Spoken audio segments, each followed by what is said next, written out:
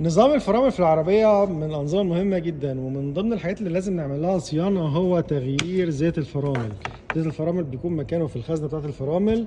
طبعا المفروض ان هو بيتغير من فترة للتانية. طب هنعرف امتى ان احنا محتاجين نغير زيت الفرامل ولا لا؟ علشان كده انا جبت الجهاز ده. الجهاز ده بيقيس نسبة الرطوبة والغازات الموجودة جوه زيت الفرامل. ده الجهاز وظيفته ان هو بيقيس نسبة الرطوبة في زيت الفرامل بمنتهى البساطة.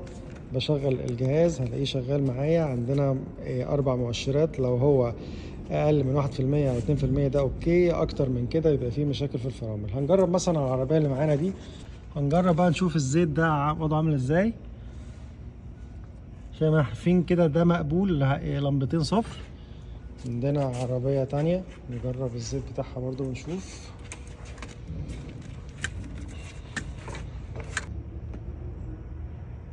دي برضو كده اوكي، خضرة، ده الزيت بتاعها جديد.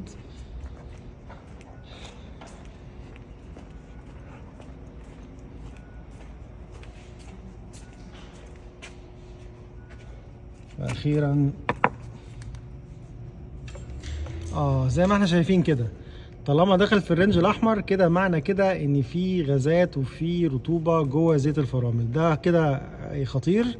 كده المفروض العربية دي احنا محتاجين نغير لها زيت الفرامل، وهنعمل فيديو مخصوص عن طريقة تغيير زيت الفرامل ازاي. استنونا واشتركوا في القناة بتاعتنا عشان تشوفوا جديدنا اول باول.